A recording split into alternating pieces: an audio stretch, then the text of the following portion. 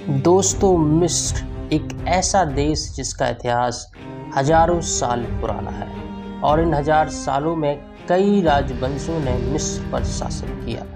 प्राचीन मिस्र में एक ऐसा समय आया जब मिस्र पर फेरोज का शासन हुआ करता था।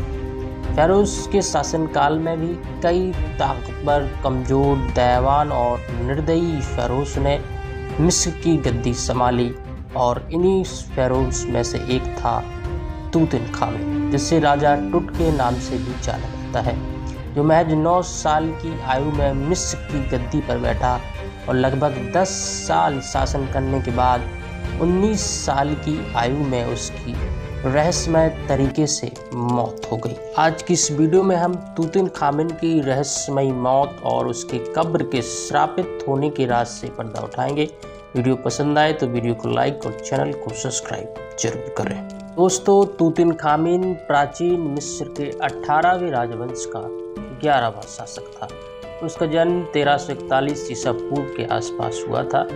उसके पिता का नाम अखेनातेन था, जिसे विवादास्पद राजा के रूप में जाना जाता है क्योंकि उसने लोगों को एक ही देवता एटन यानी सूर्य की पूजा करने का आदेश दिया था, जिससे लोग खुश नहीं थे। उसकी मां की पहचान डीएनए परीक्षण के माध्यम से मकबरा KV35 में दफन एंगल लेडी के रूप में की गई है।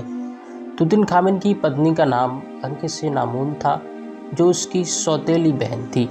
राजा तूत ने अपनी पत्नी से 2 बेटियों को जन्म दिया, लेकिन दुर्भाग्य से दोनों बच्चे मृत पैदा हुए।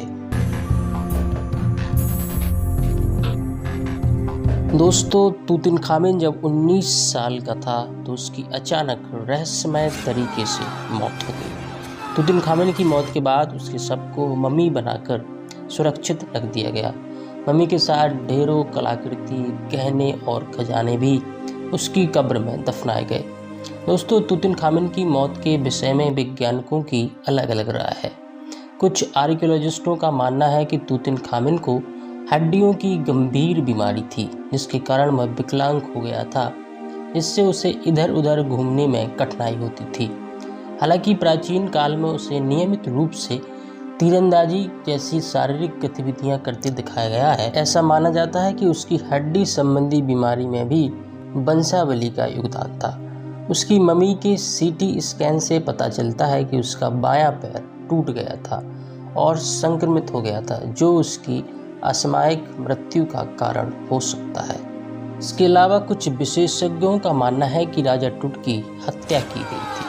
उसकी मम्मी की खोपड़ी में एक छेद पाया गया था, जो इस ओर इशारा कर रहा था कि उसके सिर पर बार मार के उसकी हत्या की गई थी। हालांकि आर्कियोलॉजिस्टों ने इस थ्योरी को खारिज कर दिया। उनका कहना था कि छेद या तो मम्मी बनाने वाले लोगों द्वारा बनाया गया था, या आर्कियोलॉजिस्टों ने जब पहली बार मम्मी का सोने का मुखौटा हटाया था तब ये छेद बनाया गया होगा। आखिरकार 2010 में वैज्ञानिकों ने तूतिनखामेन की मौत का रहस्य सुलझा ही लिया, जब उन्होंने मम्मी की डिजिटल इमेजिंग और DNA परीक्षण का उपयोग करके यह पता लगाया कि राजा तूतिनखामेन की मौत मलेरिया के संक्रमण से हुई थी।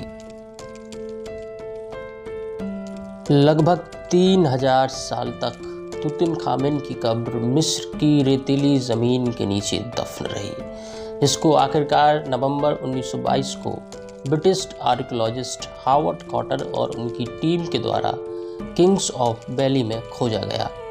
अन्य शाही कब्रों की तुलना में राजा टुट की कब्र काफ़ी छोटी थी। इसके बावजूद इसमें सभी तरह के खजाने भरे हुए थे। जिस तहखाने में किंग टुट की मम्मी को दफनाया गया था, उसमें 4 कमरे थे। कॉटर ने सबसे पहले जिस कमरे को खोला, उसमें एक ताबूत रखा हुआ था, जो कि लकड़ी का बना हुआ था, जिस पर सोने की परत चढ़ी हुई थी। उसके अंदर एक और ताबूत था, जो पहले की तरह ही लकड़ी का बना हुआ था और इस पर भी सोने की परत चढ़ी हुई थी। इसके बाद कॉटर ने तीसरा ताबूत खोला, जो कि ठोस सोने का बना हुआ था, जिसके अंदर राजा तूतिनखामेन की मम्मी रखी हुई थी। तूतिनखामेन की कब्र की खोज के साथ मौतों का सिलसिला भी शुरू हो गया। शुरू में कुछ ऐसे लोगों की मौत हुई जिन पर खास ध्यान नहीं गया, ये साधारण मजदूर थे जो किंग तूतन की कब्र ढूंढने में लगे हुए थे।